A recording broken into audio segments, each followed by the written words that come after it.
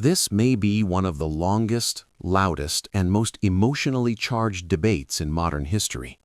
A conflict that survived revolutions, brought kings to their knees, pushed superpowers to the brink of bankruptcy, and split the world in two. For more than a century, capitalism and socialism were not just ideas found on economic pages. They became identities, flags people waved, symbols of taking sides. Behind almost every nationalist rhetoric, every workers' protest, every financial collapse, and every proxy war fought on foreign soil, this conflict was silently reshaping the world. Whether we realized it or not, the lives we live today were born inside this struggle. But there is a part that is usually overlooked, the part rarely mentioned in popular videos or ideological debates. No system ever worked the way it was described, not once, in no place, at no time.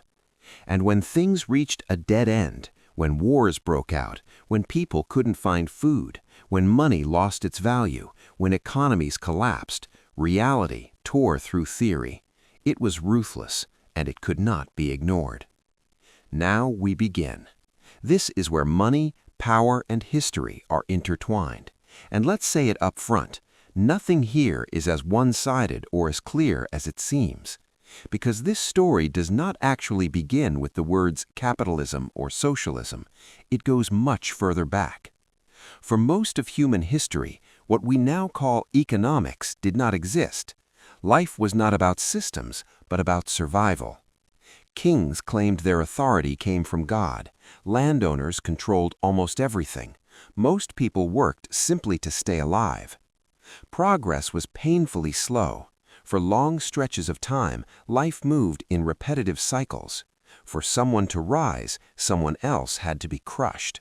Wealth came from land, forced labor, and war. Productivity barely moved. The idea that ordinary people could become wealthy through trade or invention was considered absurd. Then suddenly, everything changed.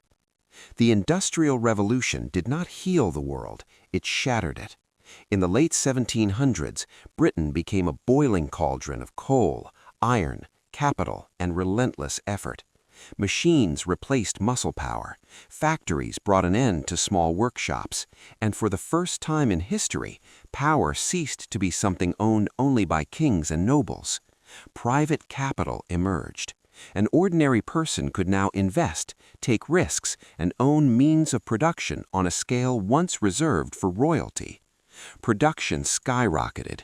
Society advanced faster than ever before. Some people's incomes rose dramatically. Others saw their lives completely destroyed. Inequality didn't just grow, it exploded. Cities became suffocating. Children were forced to work long hours. Slums collapsed under disease. Conditions were horrific and most of the time ignored. Yet one undeniable truth remained. Capitalism produced more goods, more wealth, and more speed than humanity had ever experienced before. And it was precisely at this moment that socialism emerged, not as a quiet idea, but as a scream. In the mid-1800s, thinkers like Karl Marx and Friedrich Engels looked at factory chimneys, worker uprisings, sweat, labor, and blood, and agreed that the problem was not greedy individuals, but the system itself. To them, capitalist profit was not an opportunity, but theft of labor, hidden behind a friendly mask. Their solution seemed clear and moral. If workers owned the factories, if profits were shared fairly, if production served human needs rather than private gain, society could finally become equal and just. Exploitation would disappear, constant crises would end, extreme poverty and extreme wealth would no longer coexist. On paper, everything looked perfect, and for millions crushed under the gears of early capitalism, it felt like a beacon of hope. But ideas change once they leave the paper.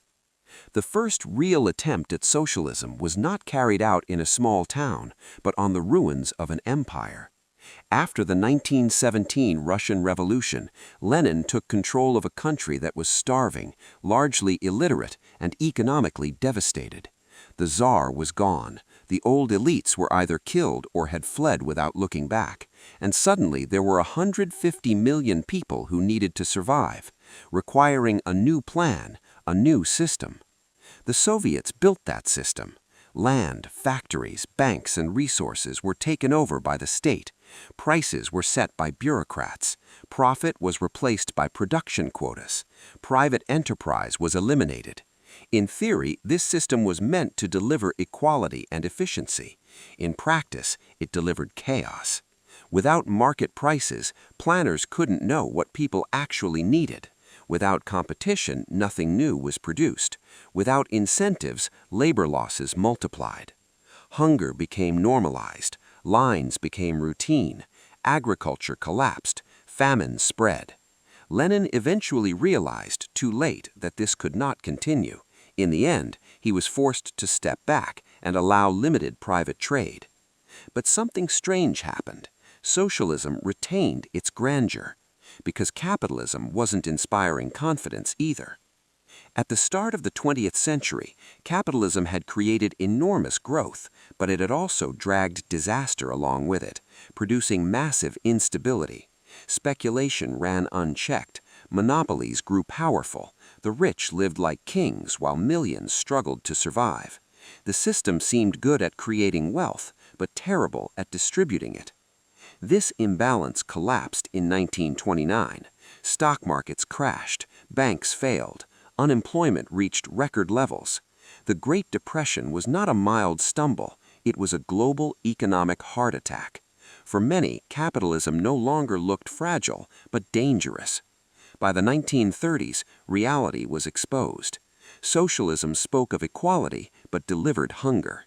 Capitalism promised prosperity, but delivered collapse. Neither looked as brilliant as advertised. Then came the Second World War. Under extreme pressure, the hidden faces of the systems emerged. The Soviet Union mobilized at terrifying speed through dictatorial state control. The United States transformed private industry into a massive production network through national coordination. When the war ended, it was not ideologies that spoke, but realities. From 1945 to 1991, the world lived through the largest economic experiment in history. Centrally planned systems and designed capitalism confronted each other. Real people paid real prices. The results were complex and painful. The Soviet Union industrialized rapidly, literacy increased, military power rose, but inefficiency slowly tore the system apart. Factories met quotas with useless products, agriculture paralyzed, innovation stalled. By the 1970s, the Soviets could build rockets, but they couldn't produce a decent refrigerator. Capitalism, on the other hand, adapted. States introduced regulations, social security, competition laws, and public services. It wasn't fair, but it made life possible. Its greatest strength was its ability to change. When the Berlin Wall fell, the outcome was clear. The Cold War was not won by slogans, but by adaptation. The Soviet system collapsed not under bombs, but under empty shelves.